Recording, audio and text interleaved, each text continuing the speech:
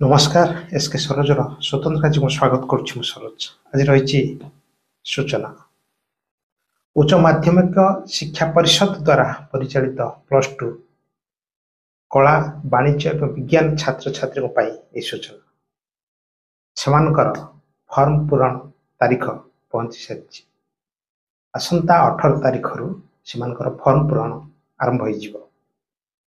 ଉଚ୍ଚ ମାଧ୍ୟମିକ ଶିକ୍ଷା ପରିଷଦ ଦ୍ୱାରା ଆୟୋଜିତ +2 କଳା ବାଣିଜ୍ୟ ବିଜ୍ଞାନ ଧନ୍ଦାମୂଳକ ଶିକ୍ଷା ଏବଂ ପତ୍ର ବିନିମୟ ପାଠ୍ୟକ୍ରମରେ ଉଭୟ ରେଗୁଲାର ଏବଂ ଏକ୍ସ ରେଗୁଲାର ଛାତ୍ରଛାତ୍ରୀମାନେ ସେମାନଙ୍କର ଫର୍ମ ପୂରଣ ଆସନ୍ତା 18 ତାରିଖରୁ କରିପାରିବେ, ଯାହାକି ଅକ୍ଟୋବର 1 ଭିତରେ ଯଦି ସେମାନେ ସେମାନଙ୍କର ଫର୍ମ ପୂରଣ କରନ୍ତି ତେବେ ସେମାନଙ୍କୁ କୌଣସି ଜୋରିମାନା ଲାଗିବ ନାହିଁ, ଅର୍ଥାତ୍ ବିନା ଅତିରିକ୍ତ ଦେୟରେ ସେମାନେ ସେମାନଙ୍କର ଫର୍ମ ପୂରଣ କରିପାରିବେ।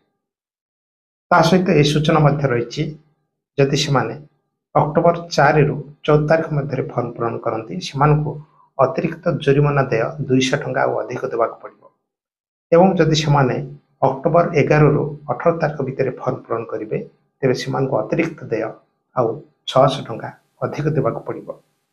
ତେଣୁ ସେମାନେ ଏହାକୁ ନଜରରେ ରଖି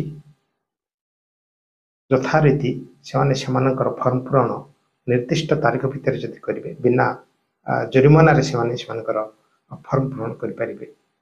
ତେଣୁ ଏନେଇ ଉଚ୍ଚ ମାଧ୍ୟମିକ ଶିକ୍ଷା ପରିଷଦ ତରଫରୁ ସମସ୍ତ ଉଚ୍ଚ ମାଧ୍ୟମିକ ବିଦ୍ୟାଳୟ ମହାବିଦ୍ୟାଳୟର ଅଧ୍ୟକ୍ଷ ଏବଂ ଅଧ୍ୟକ୍ଷମାନଙ୍କୁ ସୂଚିତ କରାଯାଇଛି ଯେ ସେମାନେ ସେମାନଙ୍କର ଛାତ୍ରଛାତ୍ରୀ ଏବଂ ଅଭିଭାବକମାନଙ୍କୁ ଏ ବିଷୟରେ ଅବଗତ କରିବେ, ଯେପରିକି ସମସ୍ତ ପରୀକ୍ଷାର୍ଥୀ ବା ସମସ୍ତ +2ରେ ପରୀକ୍ଷା ଦେବା ପାଇଁ ଚାହୁଁଥିବା ଛାତ୍ରଛାତ୍ରୀମାନେ ସେମାନଙ୍କର ଫର୍ମ ପୂରଣ ପାଇଁ ଏଭଳି ସଚେତନ ରହିବେ।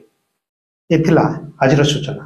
ଆଉ ଏ ସୂଚନା ଆମେ ଆଶା ରଖିବା ଆପଣଙ୍କର ହିତ ସାଧନ କରୁ ଏବଂ ଏଭଳି ସୂଚନା ପାଇବା ପାଇଁ ଆପଣମାନେ ସଦାସର୍ବଦା ଆମ ସାଥିରେ ଜଡ଼ିତ ରୁହନ୍ତୁ।